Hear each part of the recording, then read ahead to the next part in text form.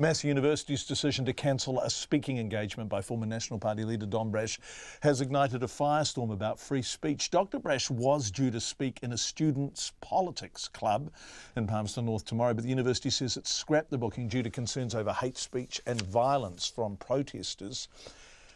A decision, Don Brash says, is a threat to free speech everywhere. Jill Bonnet reports. Free speech has been in the spotlight with last week's visit of far-right speakers Lauren Southern and Stefan Molyneux, who ended up being unable to host a public event because they couldn't get a venue.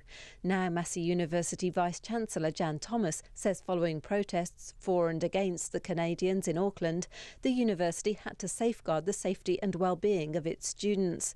She also says the views expressed by members of Hobson's Pledge, the anti-separatist lobby group led by Dr Brash, come dangerously close to hate speech.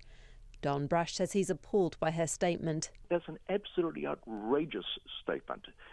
When you argue for equal political rights for everybody, irrespective of ethnicity, to say that is hate speech is absolutely Orwellian nonsense. The Free Speech Coalition says hecklers and enemies of free speech have been emboldened by Auckland Council's decision to ban Ms Southern and Mr Molyneux from its venues.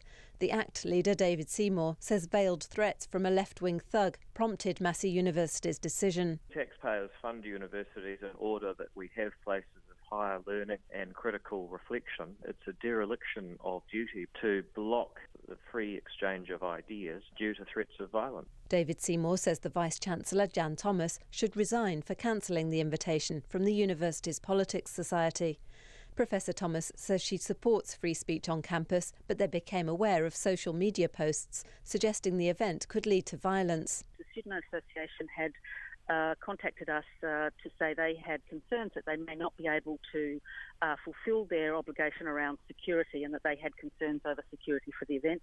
We then looked at that and decided that actually the concern around safety for staff, students, community members who come on campus was sufficiently worrying. The president of the University's Student Association, Ben Schmidt, says students are disappointed they weren't consulted before the decision was made. We proudly support Traditional Waitangi Bicultural Society. That's a great thing.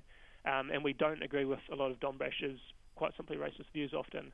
But it's important to remember that students and their clubs, they should be able to engage in discussion and debate. As long as it's respectful, as long as it's within the Human Rights Act, freedom of expression, that is really important, a part of university. Don Brash says the decision backs up his free speech concerns over Auckland Council's decision. It's a worrying fact. I mean, if people can shut down people whose views they don't like by threatening violence, we've come to a very sad state. Don Brash says he may still go to Palmerston North if a venue can be found. He's due to speak at Auckland University on Thursday, but now fears that too might be cancelled. For Checkpoint, Jill Bonnet.